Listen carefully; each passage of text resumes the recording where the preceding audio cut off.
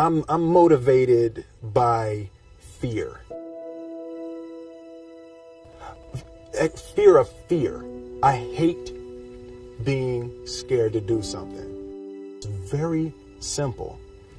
This is what I believe, and I'm willing to die for it. Yeah. Period. You can't be scared to die for the truth.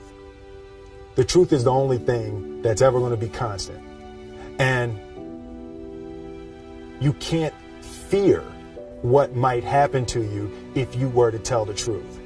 Because what happens to you if you don't tell the truth is worse than telling the truth will ever be.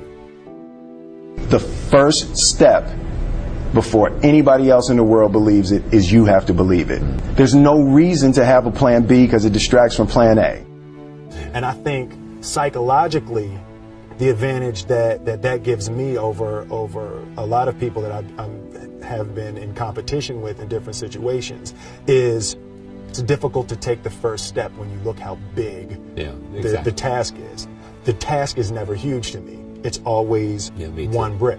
I believe, and I learned very young, that you don't try to build a wall. You don't set out to build a wall. You don't say, I'm going to build the biggest, baddest, greatest wall that's ever been built. You don't start there. You say, I'm going to lay this brick as perfectly as a brick can be laid. There will not be one brick on the face of the earth that's going to be laid better than this brick that I'm going to lay in this next 10 minutes. Yeah. And you do that every single day. And soon you have a wall. And soon you have a wall. I've never really viewed myself as particularly talented. Where I excel is ridiculous, sickening work ethic. You know, while the other guy's sleeping, I'm working. While the other guy's eating, I'm working. The separation of talent and skill is one of the greatest misunderstood concepts for people who are trying to excel, who have dreams that want to do things. Talent you have naturally. Skill is only developed by hours and hours and hours of beating on your craft. I always knew that I could work hard enough. There wasn't an issue with discipline, or there wasn't an issue with the ability to sacrifice or the willingness to sacrifice. There's no easy way around it. No matter how talented you are, your talent is going to fail you if you're not skilled. Mm-hmm. You know, if you don't study, if you don't work really hard and dedicate yourself to being better every single day. Mm-hmm. This one year, my father had his shop, and he decided for whatever reason that he wanted a new wall on the front of his shop. So he tore down probably about 16 feet high and probably about 30 feet long. He just completely tore the wall down, and my brother and I had to dig a 6-foot hole. We for the foundation. For the foundation. Right. We would mix in the concrete by hand. A year and a half. We were building this wall for a year and a half. Every day after school, we would come and mixing concrete, putting it in the hole, doing it. And it was just myself and my little brother. And I remember standing back, looking at that wall, saying, there's going to be a hole here forever. A year and a half later, we laid the final brick. And my father stood back with my brother and I know he planned this. He says he didn't, but I know he had been planning this and writing this for his for the past 2 years. But we stood back, we looked at the wall, and he looked at me and my brother and said, "Don't y'all never tell me that you can't do something," and walked into the shop. As a child, my parents always told me you could be whatever you want to be. You could do whatever you want to do.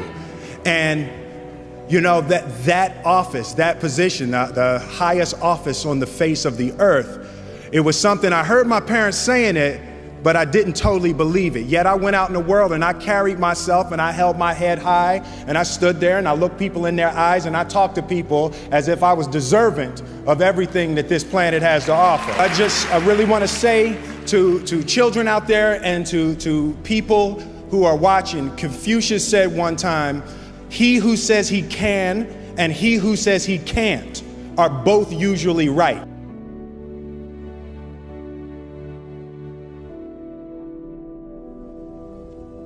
having the opportunity to study greatness.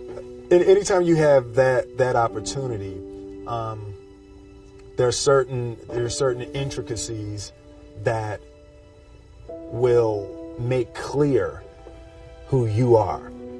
It becomes that much more clear who you are.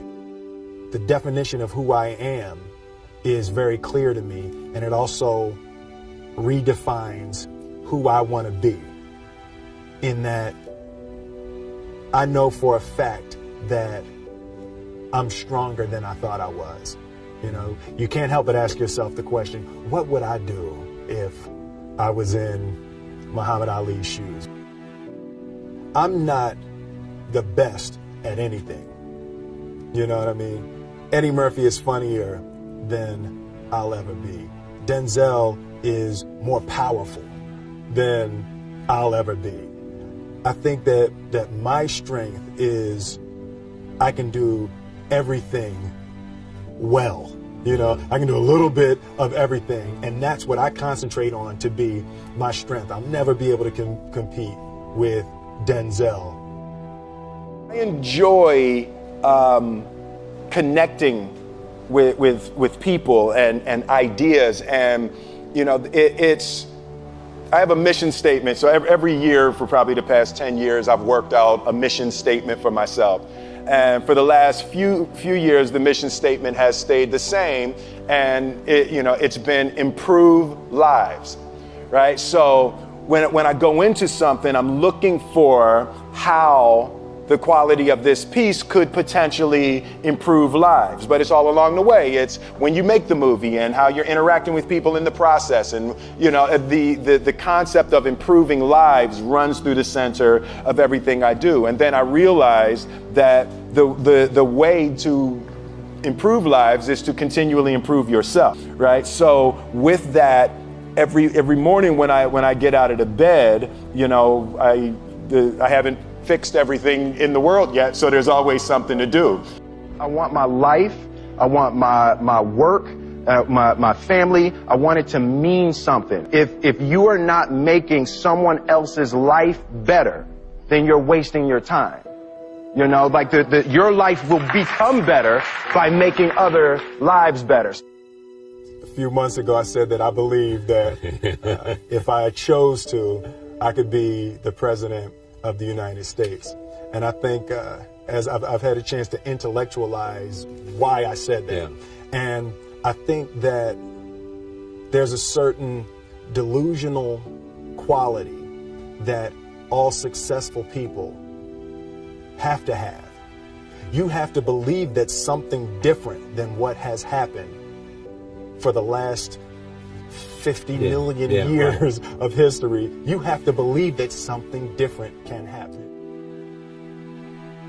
The one thing that I truly tried to communicate in the interpretation of Ali is the complex simplicity of greatness. And how greatness is not this wonderful, esoteric, elusive, God-like feature that only the special among us will ever taste. It's something that truly exists in all of us. Loss is bound to joy. Like pain and suffering are bound to joy. The being able to survive something is actually a big part of being able to find that next wave of joy. You appreciate smaller things. I hated being scared, that I didn't want to even take the meeting. I just hated that being scared to do something. And I think what developed in my early days was the attitude that I started attacking things that I was scared of.